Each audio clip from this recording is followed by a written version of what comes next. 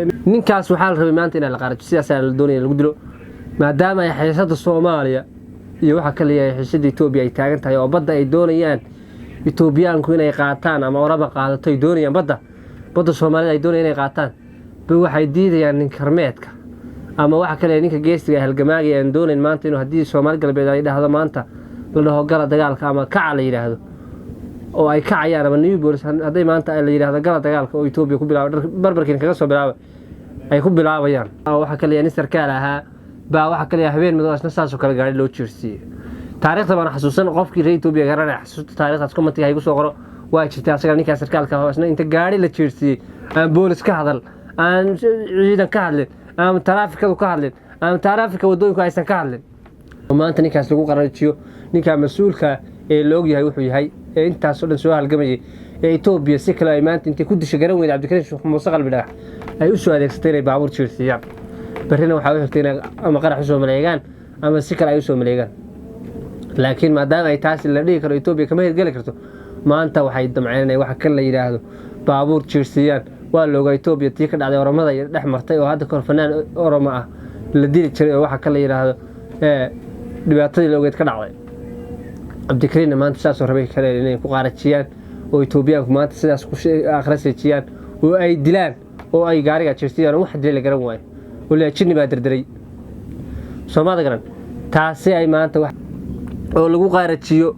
oo lagu dhaafsiyo ninkaas maadaama uu nin saameyn badan yahay oo nin waxa kale shacabka ogaadeen kala badhow bad ay raacsan yihiin oo nin hogaamiye ruuxiya uu yahay loo yahay oo nin wadaniyad iyo waxa kale la Soomaalinimada ku weyntahay oo loo yahay intii sano oo halgamayay oo xarig iyo xabsiba uu la kulmay looga sidii wadaniyada la uga dhigi jiray waxa kale yiraahdo wadaniyada Soomaalinimada iyo Soomaali galbeed. السلام عليكم ورحمة الله وبركاته صاحبي يا سودو halkan waa Jarmal Leeyli magacaygu waa Jarmal ku soo dhawaada muuqaal cusub muuqaalkan waxaan kugu lahayaa xaytahay waxa noqday sujuum yaa noqday muuqaalka waxaan kugu hayaa sheekad la yaab badan ninkii hogaamiyihii ruuxiga ahaa ninkii odayga ahaa ee waxa kale Cabdikariin Sheekh Muuse qalbi dhagax hogaamiyaha ruuxiga ee laf maanta waxay damceen nimankii waxa kale la yiraahdo adigu nin kasta ha ahaadaan waxa kale la yiraahdo maamulka ama ha ahaado ama Itoobiyaan ha ahaado magaalada Jigjiga dhexdeeda damceen lagu dilo ninkaas oo lagu qarajiyo oo lagu dhaafsiyo ninkaas maadaama uu nin saameyn badan yahay oo nin waxa kale shacabka ogaadeen kala badhow bad ay raacsan yihiin oo nin hogaamiye ruuxiya uu yahay loo yahay oo nin wadaniyad iyo waxa kale la Soomaalinimada ku weyntahay oo loo yahay intii sano oo halgamayay oo xarig iyo xabsiba uu la kulmay looga sidii wadaniyada la uga dhigi jiray waxa kale la yiraahdo wadaniyada Soomaalinimada iyo Soomaali galbeed uu ugu dhigay uga soo shaqeeyay maanta waxa kale dhulkeena ka taageen bay damceen nimankii markaas waa la isla fahmayay oo waa iska wada garanaysaan waxa kale ama maamulka deegaanka ahaado ama waxa kale siyaasiyiin ka dambeeyaan ama Itoobiyaanku ka dambeeyaan ninkaas maadaama uu la ogaaday inuu nin saameyn la yahay oo waxa kale la yiraahdo maanta hadii waxa kale la yiraahdo uu dhaho Itoobiya hadii oo la fado waxa kale uu dhaho maanta nimanka la yiraahdo ii sheeg haduu damcaan nimanka maanta haduu Soomaali galbeed haduu dhaho gala dagaalka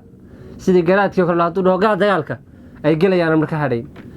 dabeetana nimankaas Abiy Ahmed baa ninkaas soo adeegsaday nimankaas shirqoolay soo adeegsaday hadda ka horna waxa la dilay taliyay booliska oo waxa kale la yiraahdo deegaanka ka tirsanaa ninkaas waxa kale sarkaal ahaa baa waxa kale habeen madaxna saasoo kala gaari loo jeersiiyay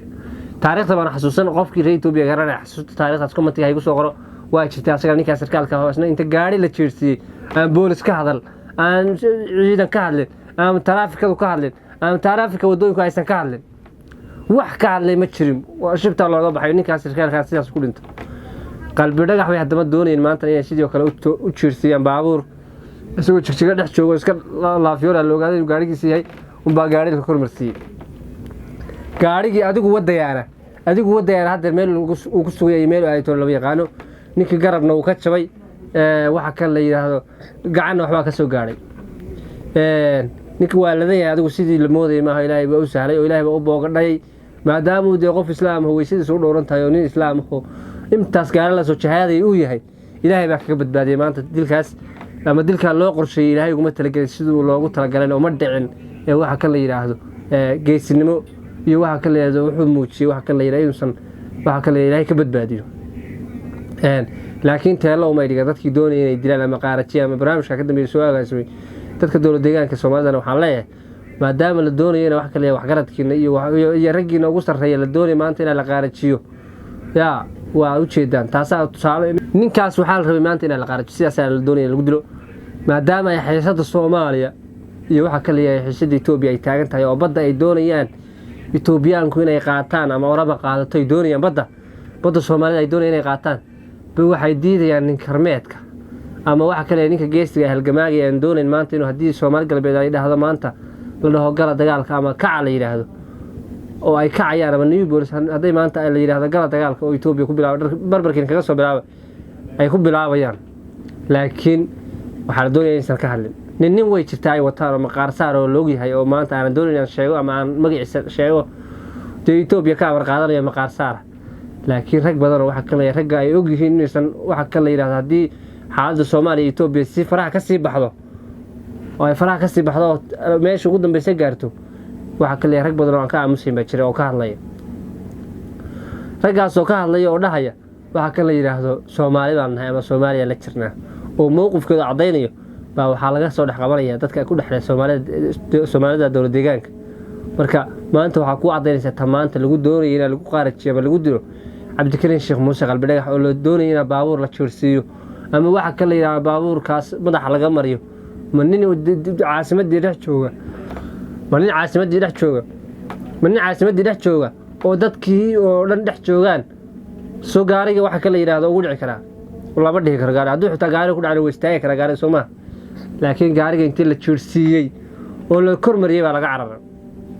qof Allah wuxuu ahaa in laba yaqaan laama boolis baan ka hadlin laama amnigan ka hadlin taraafikadan ka hadlin ninka dhan ee madaxda ay mas'uulka ay maanta gaariga la jirsiyay wax ka daba hadlay wax ka hadlay wax ka soo jawaabay toona malahan Soomaalida garan marka taas waxay ku cadeynaysaa in sheekadaasi la isla ogaa ama sheekad lagu doonayo in lagu qaarajiyo ay tahay ama la doonayay in la yiraahdo sida xamar oo kale ku dhufo ka dhaqaaq oo kale inay ka dhacdaan la rabay oo maanta ninkaas lagu qaarajiyo ninka mas'uulka ee loo yahay wuxuu yahay intaas oo dhan soo halgamayay Itoobiya si kale ay maanta intii ku dishay garan weyn Cabdikariin Sheekh Muuse qalbi dhagax ay u soo adeegsatay inay baabuur jirsiyaan barina waxa ay xigtay ama qarax soo maleegaan ama si kale ay soo maleegaan laakiin maadaama ay taasi la dhigi karo Itoobiya kama hirgali karto maanta waxay damceen waxa kale la yiraahdo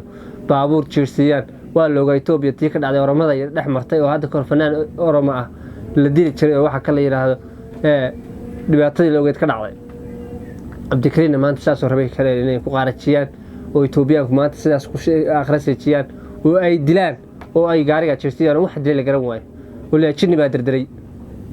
Soomaalida garan taasi ay maanta waxa kale ka dhex dhacday dadka deegaanka waxa la inay ka hadlaan arintaas hadii aan laga hadlo maanta la aamusan leeyahay waa shil warshil hadduu dhaco qofku uu istaaga gaari waa istaaga laakiin gaari cararay maxay tahay oo laama amni ka hadlin oo laama boolis marka maanta ninka mas'uulka ah ee baabuurku jiray ama baabuurka la dardarsiiyay wax ka hadlay ma jirto ama wax ka soo jawaabay ma jirto ama wax in yar haba yaraatay ka hadlay ma jirto barnaamijka intaas ku soo koobaya wassalaamu calaykum warahmatullahi wabarakatuh